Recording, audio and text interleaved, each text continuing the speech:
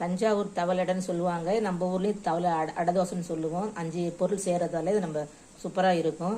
இந்த அடை எப்படி செய்யலான்ட்டு வாங்க பார்க்கலாம். இதுக்கு நான் தேங்காய் சட்னி வச்சுருக்கேன். நீங்கள் வந்து தேங்காய் சட்னி அல்லது வெண்ணெய், இட்லி பொடி ரொம்ப நல்லாயிருக்கும். இட்லி பொடி கூட சூப்பராக இருக்கும். முருங்கைக்கீரை இருந்தால் போட்டுக்கோங்க. கீரை இல்லைன்னா பரவாயில்ல. வெங்காயம் இந்த மாதிரி கருவேப்பிலை, கொத்தமல்லி இது மட்டும் போட்டாலே போதும். பச்சையாகவே போடலாம், வதக்கி போடணும்னு அவசியம் இல்லை. வாங்க எப்படி செய்யலான்னு பார்க்கலாம். ஹலோ ஃப்ரெண்ட்ஸ், வெல்கம் டு அரிசி சமையல். இன்றைக்கி நம்ம வீடியோவில் நம்ம ஒரு ஸ்பெஷலான அடை செஞ்சுக்கலாம். இது தஞ்சாவூர் தவளடைன்னு சொல்லுவாங்க. இது வந்து உளுந்தம்பருப்பு 1/4 டம்ளர், துவரம்பருப்பு, பாசிப்பருப்பு, மைசூர் பருப்பு, கடலைப்பருப்பு 5 வகை பருப்பில் நான் செய்கிறேன்.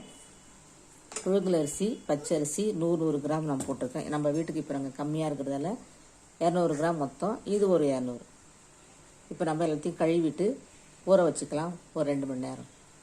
காஞ்சி மிளகாய் நான் 3 தான் போட்டிருக்கேன். குழந்தைக்கு சாப்பிட்றதால நீங்கள் வேணுங்கிறவங்க 6-7 மிளகாய் போட்டுக்கங்க. இப்போ நம்ம 3 தடவை கழுவிட்டு நல்ல தண்ணி விட்டு ஊற வச்சுருக்கோம். ஒரு 2 மணி நேரம் கழிச்சு இப்போ அரைச்சிக்கலாம்.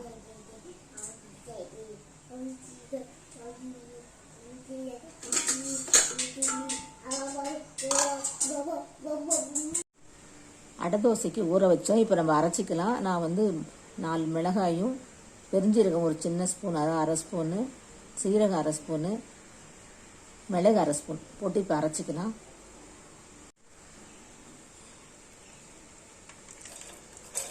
இது பெரிய ஜாரு, ஒரே இதுலேயே அரைச்சிடலாம்.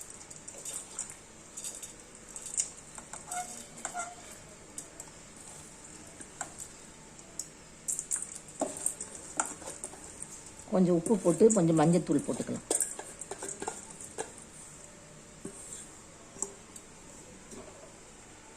உப்பு போட்டுக்கிட்டா மஞ்சத்தூள் போட்டுக்கலாம். மாவு அரைச்சாச்சு.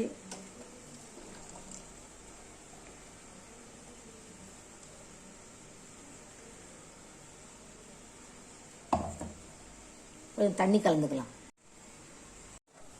ஃப்ரெண்ட்ஸ், நம்ம அடை தோசைக்கு மாவு அரைச்சி வச்சோம். நான் அதில் வந்து கொஞ்சம் கருவேப்பிலை, மல்லி இலை, தேங்காய் துருவல் எல்லாம் போட்டிருக்கேன். வெங்காயம் போடலை. நான் இப்போ வெங்காயம் கொஞ்சம் கருவேப்பிலை போட்டுக்கிறேன்.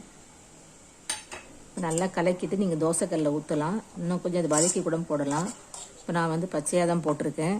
இப்போ வந்து நீங்கள் வானலில் கூட லேசாக 1 ஸ்பூன் எண்ணெய் விட்டு இரும்பு வானலில் வச்சா நல்லாயிருக்கும். குழிவான பாத்திரத்தில் வைக்கலாம். இது அந்த அடை தோசைங்கிறதால தோசை மாதிரியே ஊற்றிக்கிறேன்.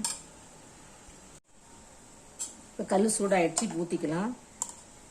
முருங்கைக்கீரை நான் வச்சுருந்தேன், அது கொஞ்சம் வீணாகிடுச்சு. அதனால் நான் முருங்கைக்கீரை இல்லாமல் போடுறேன். நீங்கள் திக்காக போனால் திக்காக போட்டுக்கலாம், மெலிசாக போனால் மெலிசாக போட்டுக்கலாம்.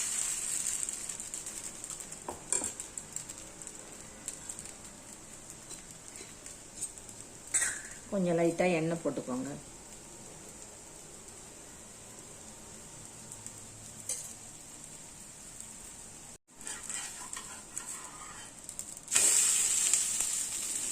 இந்த மாதிரி நல்லா ப்ரௌனாக வந்த பிறகு திருப்பி போட்டுக்கோங்க.